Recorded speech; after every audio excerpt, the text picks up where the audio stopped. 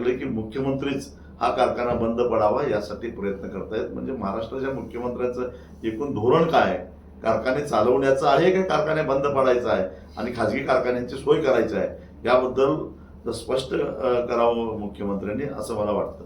साहेब, तसं जर घडलं आणि श्रीराम नाईक चालू झाला तर आपली भूमिका काय आहे? स्वाभिमानी शेतकरी संघटनेचे कार्यकर्ते आंदोलन करून तो कारखाना चालू करायला सरकारला भाग पडतील. स्वाभिमानी शेतकरी संघटनेचा एपडी आयुक्त तुकाराम मुंडे यांनी धडाकेबाज कारवाईनंतर राज्यातलं दुधाचं उत्पन्न घटले. आता दुधाचं उत्पन्न घटलं असताना दुधाच्या किमती मात्र जास्त वाढल्या नाहीत, अगदी 2 ते 3 रुपयांनी वाढलेत फक्त. याबाबत तुमची काय भूमिका आहे? जे निकृष्ट दर्जाचं दूध होतं ते थोडंसं कमी झालेलं आहे, पण त्यातलं बरंचसं दूध हे पावडर तयार करण्यासाठी जात होतं किंवा वेगवेगळे बाय प्रोडक्टसाठी जात होतं. परंतु बाय प्रोडक्ट जे आहेत ते दर्जेदार मिळाले, उलट लोकांची सोय चांगली झाली.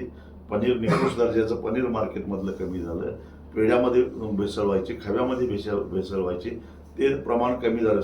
थांबलंय असं मी म्हणणार नाही, पण कमी झालेलं आहे.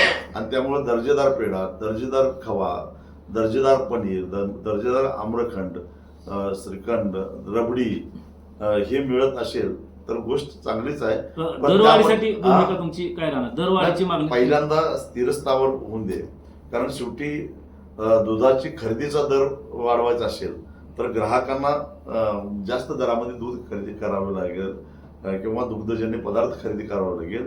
आणि याचा विचार करून दूध संस्थांनी सुद्धा संयमानं दुधाची दरवाढ करतात. आता दुधाची टंचाई आहे ही गोष्ट खरी आहे, पण तरी सुद्धा अनिष्ट स्पर्धा करून दुधाचे दर वाढले तर त्याचा थेट परिणाम शेवटी ग्राहकांच्यावर पडेल. श्रावण महिना आहे, सणासुदीचे दिवस आहेत आणि मग त्याच्यामुळं दुधाच्या खपावर परिणाम होण्याची शक्यता आहे. कारण दर वाढला की थोडासा खप कमी होतो.